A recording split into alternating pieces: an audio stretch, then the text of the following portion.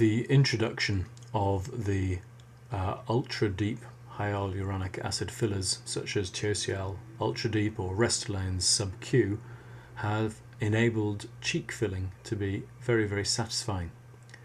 The first technique is to mark out the cheek, and if you make a little line that runs from the top of the ear through to the bottom of the nose, and then take a second line that runs from the lateral iris vertically downwards, where those two lines cross is nearly always close to the central point of where the centre of the cheek filler should be.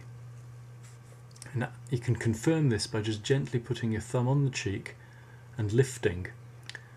And you can see that you want the filler tip, or that you want the tip of the needle that's injecting the filler to put the majority of the filler, about 3/4, right at that point, and then a little bit less laterally and a little bit less still further laterally.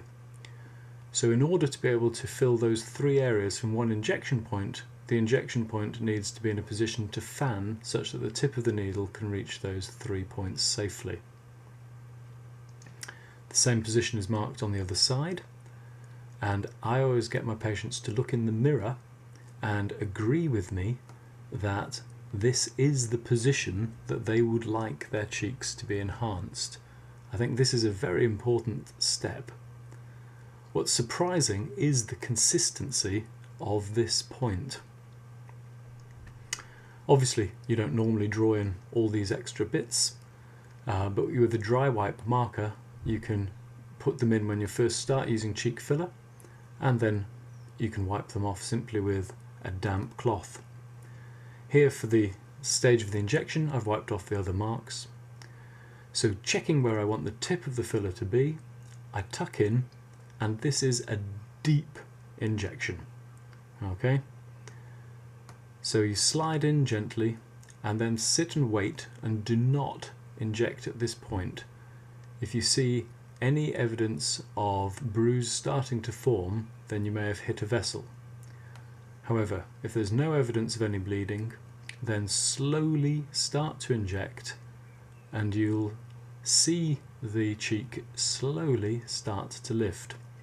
This injection is quite tender, and it's important to let your patients know that they will feel the expansion pressure.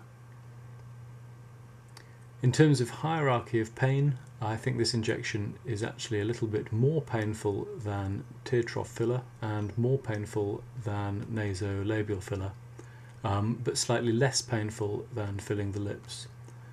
Currently I use local anaesthetic for the lips, but mostly don't use any local anaesthetic in any other position unless my patients specifically request it. So roughly half this 1 ml syringe has now been injected at this first point, and I need to inject a little bit more, and then it'll swing round and deliver the next 2.5 ml to the middle point, and then the last 1.5 ml to the last. By pulling backwards and fanning round, you should be able to do all this through one injection site and consequently minimize your risk of bruising your patient. You can see the cheek now is starting to realize some definition.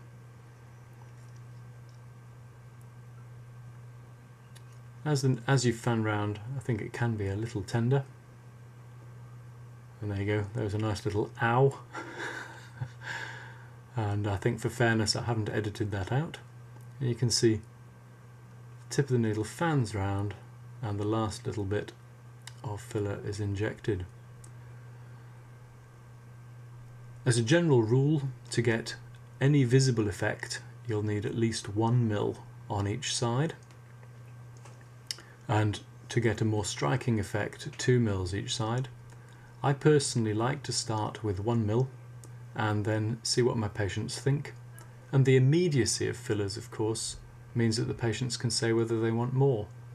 This massaging and moulding is a very satisfying part as well as the cheek filler. One of the best techniques is to pinch with your thumb and forefinger at the bottom and place your other finger at the top just to achieve the shape that you wish.